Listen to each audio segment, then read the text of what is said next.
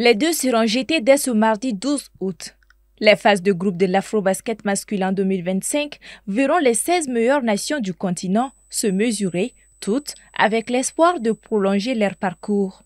Dans le groupe D, le Mali se positionne aux côtés de l'Égypte, de l'Ouganda et du Sénégal, qui figurent parmi les grands favoris du tournoi.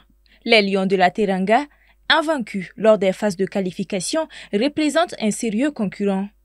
L'Afrobasket masculin n'a souri au Mali qu'une seule fois avec une médaille de bronze remportée en 1972. Cette année, l'équipe, dirigée par le sélectionneur El Hadji Dicko, espère faire la différence. Parmi les forces de l'équipe, Aliou Fadjala Diarra s'est particulièrement distingué lors de qualifications contre le Soudan du Sud et le Maroc.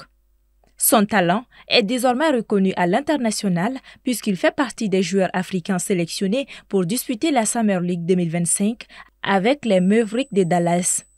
Sirima Kanouté, Ibrahim Djombo et Oumar Ballo complètent un effectif ambitieux.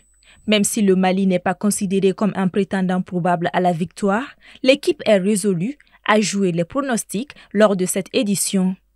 La Tunisie, quant à elle, reste l'une des grandes favorites après avoir remporté les deux dernières éditions de 2017 et 2021.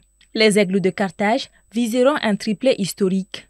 Ils évolueront dans le groupe B avec le Cameroun, Madagascar et le Nigeria qui rêvent de décrocher son premier titre depuis 2025. L'Angola, le pays le plus titré de l'histoire de l'Afrobasket, ne ménagera aucun effort pour décrocher son 12e titre cette année.